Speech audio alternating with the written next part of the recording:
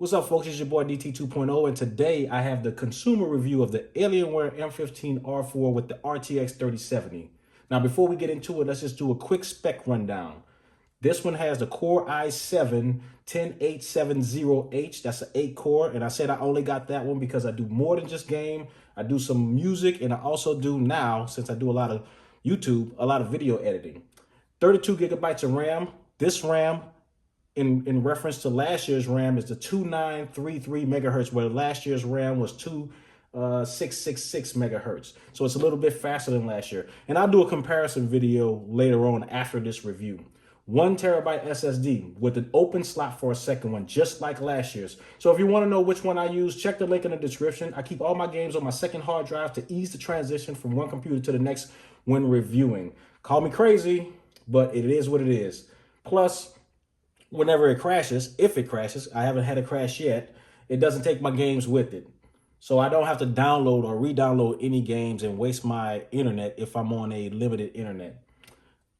Video card, of course, and I said it in the intro, RTX 3070, no max Q. So if you watch my unboxing, you know I went into settings and saw that this is actually the full mobile 3070 chip in it. NVIDIA changed their naming convention. If you have not learned, I found out through another reviewer while looking at the reviews of the 3070 chips in general, and I don't want to say they hiding the fact that some of their chips are max Q, but they're fucking hiding the chips that some of the chips are max Q. But if you go into settings, it'll clearly state whether or not it's max Q. If you want to see that, then check the unboxing video where I go through that process, but I'll put a link in the description. And of course, if I remember, I'll just put the directions on how to find out if the one you have is a 3070 Max Q. I'm looking at you, Razer. I went again with the 4K OLED display. So this is a 60 hertz display. I know some folks swear against 4K on a 15-inch monitor, but again, if you buy it, that's your choice. In this case, it's my choice. I can't help it if those that oppose can't see the difference when they say it makes no sense, because to me, on an OLED display, it makes all the sense. Maybe you should go get your eyes checked. And I'm just joking. Don't take it personal. And those that have purchased these ones off of my recommendation or off of another video's recommendation, they can see the difference too. It's just something about that OLED that just makes games pop in a good way. So bottom line, don't knock it if you haven't tried it, and don't let anybody else tell you what makes it sense when it's your money that you're spending. And I hate to go down this route, but so many folks take the recommendation of other folks when they say it makes no sense when they never tried it. So just try it. If you don't like it, box it back up and send the shit back. It's 30-day return policy. But me personally, I don't care if it's 8K on a 15-inch screen. I'm going to buy it just to see if I can see the difference. And if I can't, I'll probably send it back, because then it probably would make no sense. Moving on. I messed up in the ordering process. So instead of having a per key RGB keyboard, this is a 4-zone RGB keyboard. And I think I can see the difference. Well, and in fact, I know I can see the difference. And it fucking sucks, because now I'm having a minor regret in missing this, not paying an extra $29-30 to get the per key keyboard, because I can clearly see that this is a tad bit dimmer than I have on my last year's version of the M15, the R3 version. And that might be a reason, if I decide to keep this, to send it back and have them put in another keyboard. And yeah, it sucks, but hey, look, that's advantage y'all, because all they're going to do is just put this thing in a refurbished shop and you get it for a cheaper price, maybe in about 6 months. Moving on, that's about all I have as far as a spec rundown. Total price was just over $2,500 with tax and free shipping. They do offer financing, but I would never go that route, and you don't either. If you don't have the money, just don't pay for it. Or if you're not getting 0% interest, just wait. Save your money and wait for it. But that's a whole nother video for a whole nother channel for a whole nother day. Now let's go in and see what we have here. One thing I noticed right off the bat, difference between this year's R4 and last year's R3, is the trim right here in the front is actually matte black. So now my OCD is not going into overdrive because this is pretty much the only piece on the lid that I have to touch with piano black. The trimming around the edge, that's piano black. I never have to touch that. On the last year's R3, you probably can see it glycerin in the light, it's piano black. It looks good, but after you touch it a few times, it looks shitty. It looks shitty. Shitty AF. Let's just put it like that. So key differences between this one and last year's, and I'm just talking about my two versions, was this trim at the top, and also I made a mistake and got the per key keyboard. Got the 4-zone keyboard. It feels a tad bit different, but it's still the best in the business. I'm just going to put it out there. I think Alienware / Dell makes the best keyboard or keybed in the business. My opinion. You may think differently. And if you're talking about Apple is the best, no. Moving on. Y'all know the routine. This is a consumer review, so if you're looking for an in-depth technical review with graphs and graphics and gameplay and all of that, this is not the one for you. I'm just giving you my initial impressions and my review from my perspective, or from the perspective of a regular, normal consumer, myself, who may or may not be experienced with dealing with computers. With that, I'll give you my loves, my likes, my dislikes, my concerns, and then last but not least, my recommendation. And then I'll tell you whether it's worth it to upgrade or not. Is it a keeper or is it going back? Let's get into it. Love number one is that 4K goodness, that 4K gooiness, that 4K display.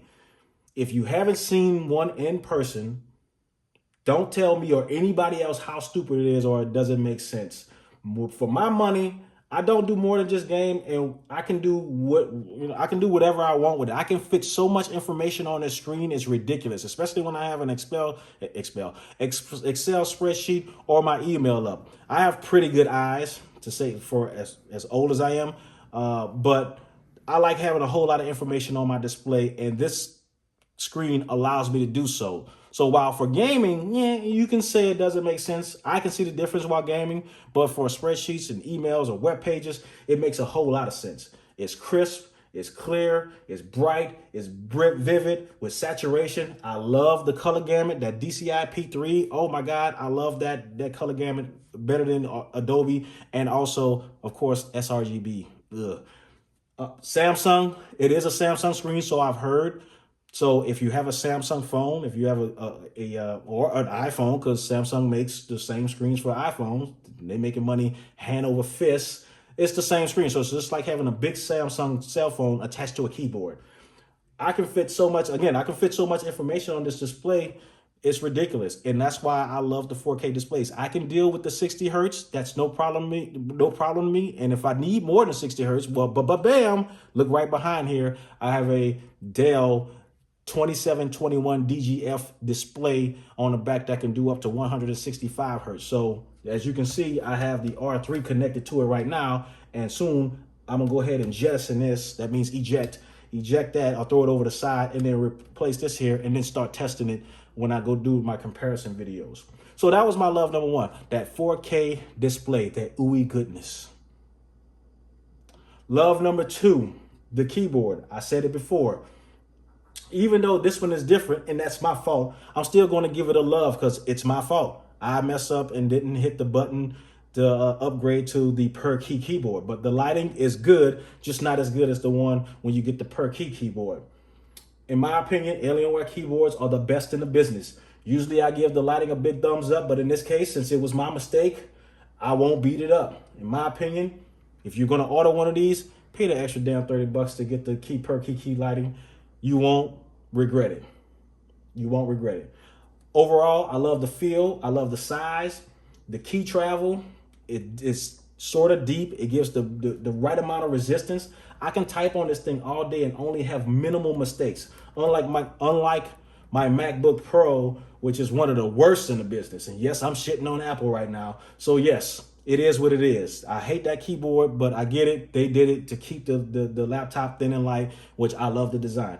Anyway, the lights are great. Even on this 4-zone keyboard, it's still not that much bleed. It doesn't look like cheap Christmas lights. I'm looking at you, GE66, GS66. No keypad, but they do have the page and up and down buttons along with the arrow keys. You know, it is what it is.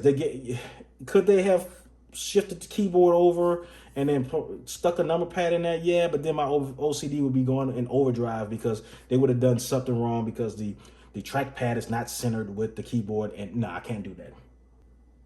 Love number three, the size. And I said this in my first video I did, I think last August, on the R3, and I'll say it again. It's big, but not big. It's thin, but not thin. Little booty in the back, if you look, right? The screen comes and then there's a little junk in the trunk in the back. But I like that. I like that because while it sits on the desk, even though I have one cable coming out the side here, when it's sitting on the desk, it looks a whole lot neater. Now, and I'll have my opinions about these USB jacks on the side instead of in the back, especially for your USB-A ports. But I love the junk in the trunk because when I set it on my desk, it looks nice and I'm still messing up. Nice and neat. Anyway, it has a cleaner look when it sits on this desk. Love number 4, the look. The look. It's an Alienware. So what do you think? It's going to be Kanye-like, where you got to make a scene to be the center of attention. So when you open this thing up, they're looking at the head, right? They're looking at the Tron lights in the back. They're looking at all of that. My wife and kids reference. They're looking at all of that, and because you letting them know exactly what you have, and they don't have to ask. And if they don't know, they will ask. I guarantee. It's an acquired taste. I get it. It's an acquired taste. But when somebody sees this, and if you get it with this 4K display, they will be researching to see how much one costs, and they will be looking at getting one, especially if you display a few games on here, in which I haven't gotten to it yet. Playing games at 4K on this, you get pretty good frame rates. Anyway, I love the lighting button. I kind of wish that this was a fingerprint reader. I love the lighting overall, the button, the keyboard, the head, the Tron lights. I love everything about it, to be honest with you. But again, it's the honeycomb vents on the top, and of course, the honeycomb vents on the bottom. Love that because it makes it look like an actual spaceship. But if you don't like it, if you want something low key, then hey, there's MSI, there's Asus, there's Lenovo. You can get one of them bland looking laptops. And I'm not knocking on them. I'm just saying, because I like those too. But I like a little bit flashy. I like to show off every now and again. And this design allows me to do so. And that's the last one of my loves. Now on to my likes. Like number 1, and this is debatable, the color. I like the white. It's not for everybody, but it's for me. I was concerned before when I had the R3, but from having this, not one stain on it. And if I did waste something on it or had a mark on it, I just wiped it with a damp cloth. I still wish Dell would allow us the few and the proud that selects 4K OLED, or if you get the M17, the 4K LCD display, to get it in the dark side of the moon. I don't know why we can't do that. So Dell, if you're listening, which I know you're not because I only got like 7 subscribers, but if you are listening, hear me out. It's more than just me asking for dark side of the moon with the 4K display on either the M17 or the M15, or even if you get the Area 51, because you can't do it with that either, which is ridiculous. What the hell? Like number 2, port selection. Now let's just go around so I can show you that it's the same as last year. Right here on the left side, you have the Ethernet port, USB-A, and also USB-A. This is a 3.1 jack, and also the headphone microphone combo jack. In the back, you have power, the graphics acceleration port, Thunderbolt / USB-C port, mini display port, HDMI port. And then on the right side, you have 2 more USB ports and then a micro SD card slot, which I always forget is right there. I don't know why. That's because I never use it. But port selection is a like, because if you look back here, look at all of this empty space here. Do we really need a graphics port back here? I don't use it. And if you do have one, and if you do use it, that's on you, right? But in my opinion, especially with the price of these graphics cards, because they're so scarce right now, I wouldn't be using this. I would rather delete this and then add 2. Hell, give me 1 USB-A port. That way I won't have to have it knocking out the side like this to mess up my clean look. But anyway, or give me more than 1 USB-C port or Thunderbolt port.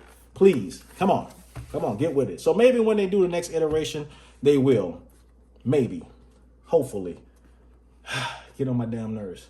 Anyway, port selection. It's a good thing. I'm glad it does have Thunderbolt, of course, because it does have the Intel Core i7, but there are some out there that don't have a Thunderbolt port. GE66. Still a good computer, but don't have a damn Thunderbolt port. Anyway, that was my like number 2. Like number 3, the Trackpad. Plaid. I must have some shorts like that. Anyway, Trackpad. It's glass, it's smooth, it's responsive, it's small. I think it could have been bigger, which is why it's not a love. But I like it overall. And also because I've seen worse Lenovo with that damn gap in between the trackpad and the frame. Now, with last year's version, I have been having trouble with the trackpad, which also pushes this down to a like. It still works, and because I rarely use it, but there's a lot of irky and jerkiness when using the trackpad, especially when I'm scrolling on like internet or Best Buy or any site which contains a whole lot of graphics. There's a whole lot of irky and jerkiness. Now, I've heard some folks on Reddit say it's because of Tobii. I haven't disabled Tobii just yet to try it out, but I know with this, yeah, it's still some irky and jerkiness. So maybe I have to update the driver. So just be mindful of that this one right now, it works perfectly. But this last year's, the R3 worked perfectly also. But I've seen worse trackpads, and I have to put this as a like overall, because it works. Now, I don't use it that much because by that dang, you already know I got to coordinate when I get the mouse to match. Now, is this the best mouse in the business? Nah, it's not. But the shit matches my damn computer, especially when I have the colors coordinating. And it makes it look good. Like when I pull this out, I'm ready for fucking war. Let's get it. Let's get it. Anyway, I'm not going to promote this. But if you want one, I'll put the link in the description. But the trackpad is a definite like number 3. It's not a love because of the issues I had with it and because it could have been a little bit bigger. Like number 4, Tobii. Now, it's weird, so you need to get used to it. If you haven't heard of it, Tobii is the camera down here and the sensor down here because you also have a camera at the top, but you have a camera down here that's Tobii that tracks your eye movement and also your head movement overall. Now, it's weird, so you have to get used to it if you actually use it during games, right? Is it tacked on or is it a novelty item? I like extra shit. So, especially when it's tech, so I welcome the addition and them sticking to it. I think that if games actually invested in it instead of tacking it on, it could have been a game changer, no pun intended. But I think VR has been more important to those developers than Tobii is. And I think Alienware are the only ones that have this on their computer, so I don't think it's going anywhere. But the only other good thing about having Tobii, which, again, you don't have to have Tobii. They could have easily integrated it into the top camera, is you can use it for Windows Hello. And I love Windows Hello. It's not the most secure, but I don't keep anything that classified on my computer anyway. Nothing highly classified personal stuff. I'm only talking personal stuff, but nothing that on here that people will steal unless they want to just play my damn games. But I love the fact that you can use it for that. And if you want to use it, it works in Shadow of the Tomb Raider, but it makes me fucking dizzy because I keep forgetting I'm moving my eyes around the screen while I'm trying to move, and it continuously moves the camera. You just have to play with it and see it to believe it. Now, the one that you get at Best Buy don't have Tobii. And if you're thinking about getting the one at Best Buy, and I'm just talking last year's because I haven't looked at this year's version, it's not a great deal. It's not a great deal. If you line it up spec for spec, it's not a great deal. So make sure if you do decide to buy one at Best Buy, it's probably because of convenience, because you can get it from Best Buy in 3 days where you have to wait 2 weeks to get it built by Dell coming from Kunshan, I think it's Kunshan, China, and getting it shipped to you. So it is what it is. Like number 5, Alienware Command Center. If you have not dealt with this before, it's just a control center where you can look at different things about the computer itself, like CPU speed and temperature, fan speed and GPU speed and temperature, fans, whether they're on or off, and then actually set the profile of your computer, whether you want it to be balanced or quiet, cool, full speed, in performance mode, or when it comes to power mode, whether you want it high powered and then balanced. And also when it detects your games on here, you can set those profiles to be activated per game. Now, I know other software control centers or whatever MSI or Asus or Lenovo call or HP calls their shit, but this one by far, in my opinion, is the easiest, and it's always updated, right? There's always an update coming through, but I like it because I can go in here and look at the library of my games. I don't have anything on here right now because I haven't just installed my second hard drive with all my games on there just yet. But I can go in here and fix the lighting for my keyboard or you know, and as you can see, it's 4 zones. Oh, this is killing me. I hate that I messed up with the 4 zones. Anyway, you can go ahead and mess with the lighting, and then under Fusion, this is where you can see your CPU speed and the way your GPU is operating in your RAM, and then you can do an advanced view, or you can look at the history of each.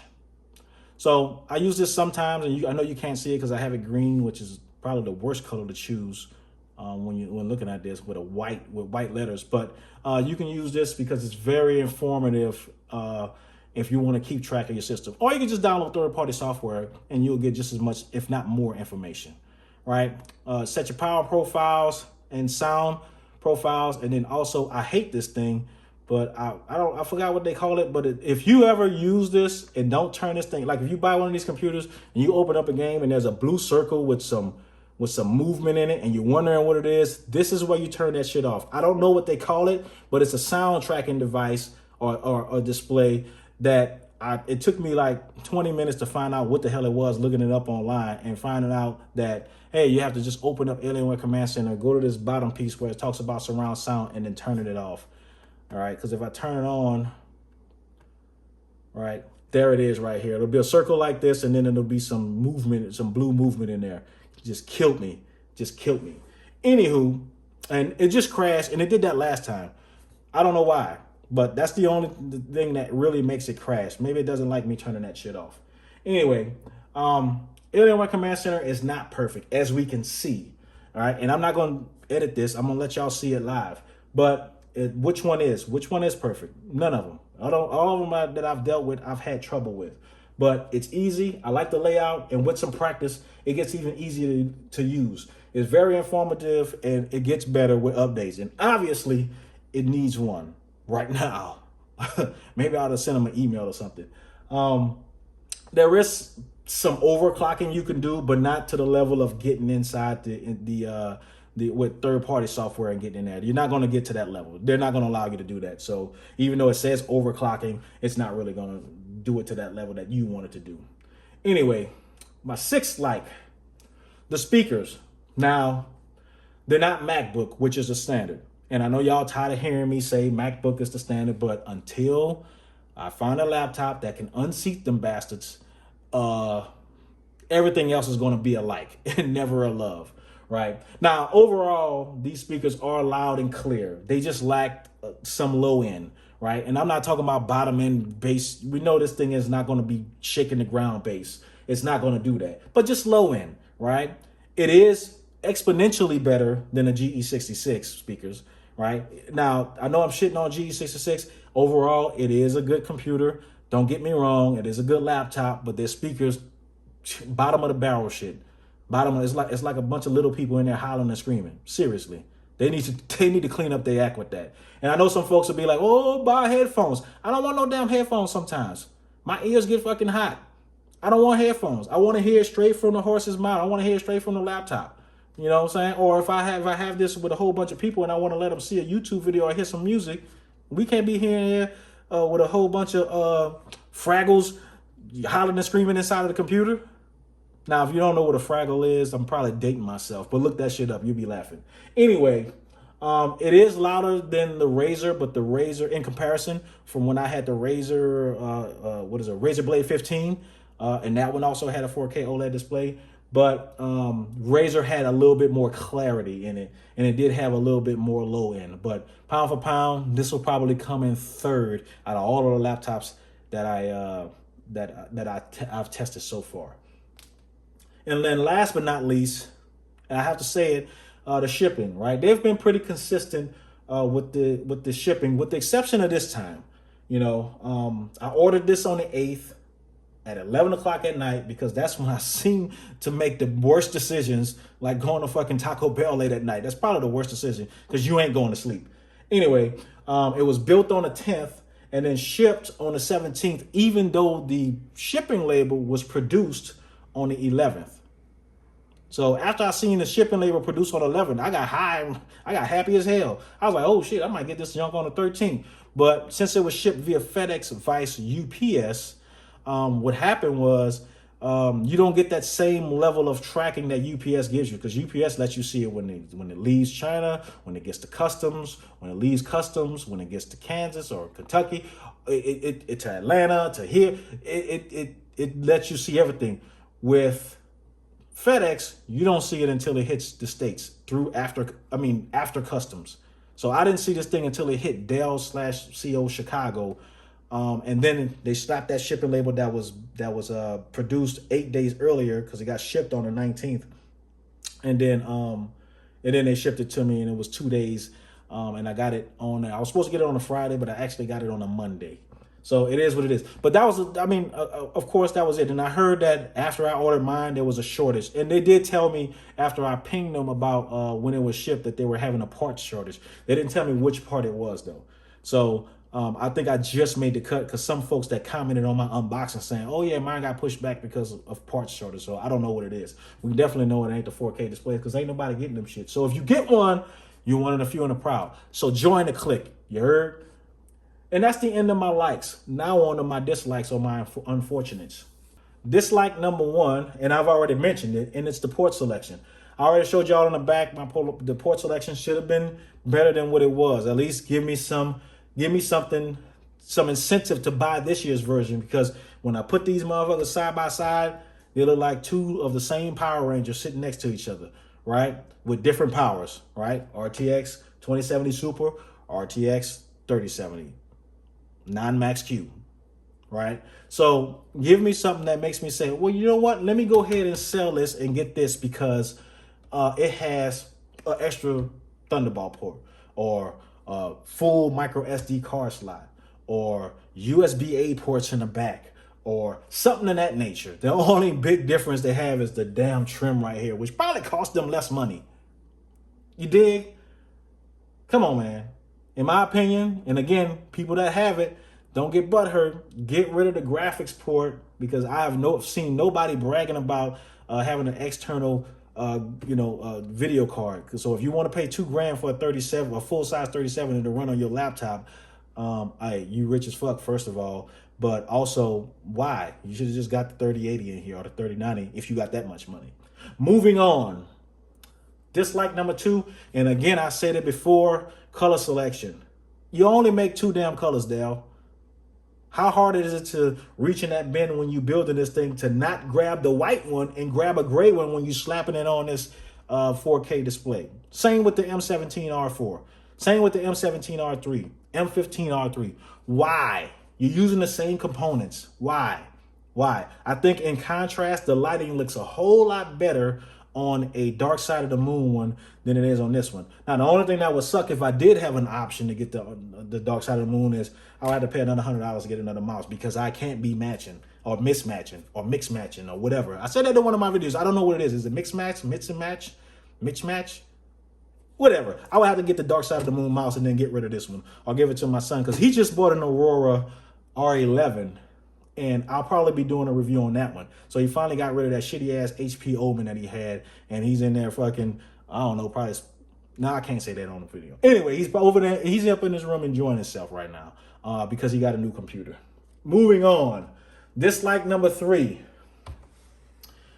The RAM and Wi-Fi card is still soldered to the board. And it's a minor complaint because, again, I've been having MacBooks for the last, I don't know, 5 or 6 years, and they've had RAM and Wi-Fi and shit for all intents and purposes. Even the hard drive is soldered to that damn board, and I haven't had issues with that, and I don't expect to have issues with this one, and I didn't have issues with the R3. But that's just something to be mindful of, that when you're building this, when you get 16 gigabytes of RAM, you stuck with 16 gigabytes of RAM. But if you go ahead and pony up and get the 32 gigabytes of RAM, you may sort of kind of future-proof yourself, right? If something goes wrong with the Wi-Fi card, you're going to have to get it serviced. If something goes wrong with the RAM, you're going to have to get it serviced. That's just plain and simple, right? From my experience, Dell's customer service has been great, and I'll comment on that later. But I just wanted to give y'all a heads up. If you're thinking about opening this thing up to slap it in, a couple of more sticks of RAM or changing the sticks of RAM, you're not going to do it. You're not going to do it unless you one of the people that know how to get in there and resolder some stuff in there. It's not going to happen. So if you do order this, future-proof yourself. Get the 32 gigabytes of RAM so you can do some video editing, so you can do some music and do more than just gaming. Because 16 gigabytes was good for gaming. It's decent for gaming. But if you're planning on doing something else, get 32 gigabytes. Now on to my concerns. Now, my concerns is not really concerns, but they're concerns that may be your concerns. And that's why I put that in here, right? So customer service. Right? If you're worried about customer service, Dell is a huge ass company and they sell a lot of damn computers, more than just Alienware, right? Alienware is just a division of, and they also have Dell gaming laptops, oddly, that are just, I don't know, Alienware knockoffs. And they also make the XPS line, and then Dell is probably in every office, in every building, in every state in America. Let's just be real. They have a big footprint across the United States, and I would even say across the world. But anyway, if you're concerned about customer service, I have had nothing but good experiences with the customer service. They're easy to contact and chat. If you hit them up during working hours or during their working hours, they're very nice, and they respond quickly. And then after you finish, if you had an issue, you'll get assigned a case number that you can refer to if you have other issues, or you'll get a copy of the chat emailed to you, right? So I had no issues with Alienware customer service or Dell's customer service. Now, when it comes to discount, and I tell people all the time, if you buy one of these, chat them up, call them up, ask for a discount. Even my son, who got the Aurora R11, I think with the Intel Core i7 chip in it, before he hit the purchase button, I stopped him and said, hey, hit him up in chat and ask him for a discount. Now, he didn't get a big one. It was only $50, but it's better than $0. So if you're trying to buy this, or you're buying an Aurora, or you're buying a Area 51, chat them up and ask them for some kind of discount. You probably will get it. And they probably hate me saying this right now, but they ain't watching, because me and my 7 subscribers, we chilling. We'll save all the money in the world. So who cares? Anyway, Alienware customer service, nothing to worry about from my experience. Some folks may comment and say something different, but everybody's different. But from my experience, it's been great. Number 2 concern is reliability. Now, the cost of an extended warranty or accidental insurance is high, but they all are. Sometimes I use that as a measure to tell me how reliable a product is. But all laptops, accidental or extended warranty plans are high, right? It is, because they're highly portable. They're very sensitive. You drop them, game over. Game over. Unless you get one of them, Panasonic computers with the metal. Anyway, but I haven't had any issues with last year's version, and I don't see, well, except for minor issues, but I haven't had any issues with last year's version, or any big issues with last year's version, and none, I don't expect any with this one, right? Outside of the trackpad issue, no OLED burn-in, and I've been on this a lot, no overheating, no crashing, nothing in the last 8 months that I've had the M15 R3. So I'm getting a little bit more comfortable and trusting the machine overall. But that's about it, right? So far, it's been very reliable, very reliable. So if you're worried about Dell, and I hate when folks listen to other people, because everybody's experience is different. But if you're going to base your decision off of one person's experience, what are you doing? You won't buy anything. So just think about that when you're buying products. Is do your research, right? Look at tech reviews, but also read the comments inside of Best Buy. Read the comments. I don't necessarily go to the site where I purchased this from, so I would never go to Dell site to look at their reviews, but I go to third-party sites, B&H Photo, Best Buy, and Adorama, or Micro Center. where people actually bomb and go in and then comment that at a third party third party store where you can actually read comments and reviews that haven't been touched and or deleted by the company itself. Not saying that Dell does that, but you never know. You dig? Anyway, that was my last concern, but I'm going to comment on two things that I always comment on, that people ask me about in the comments after I finish these reviews. And I don't comment on them because to me, they really don't matter. One is battery life and number two is fan noise. Now, battery life, I'm going to be real with you. I don't give a damn about battery life. It is what it is. So I don't even test battery life, right? If this was an XPS, then I'd test it because it wouldn't be used for gaming at all, for that matter. It'd be used for work on the go. So I would be very interested in how long the battery lasts. But I'll have this thing plugged in, I don't know, 90% of the time. And that's counting right now so that I'm doing the review, because you'll probably get about an hour of gaming on this thing if I opened up any game, especially one like Shadow of the Tomb Raider that's highly graphical and pushes this thing to its limits. And it doesn't make any sense. None at all, right? Outside of that, looking at other reviewers, if you do want to know how long the battery would last, and I'm talking to R3, which probably be the same as the R4. It might be a little bit longer because that 3070 chip is a little bit more efficient. You'll get probably 3.5 to 4 hours battery time. So there you have it. I already did the research for you. You don't even have to look. But I'm not going to test it because I'm not worried about battery life, right? So that's battery life. Now, fan noise. And I said it before in one of my videos.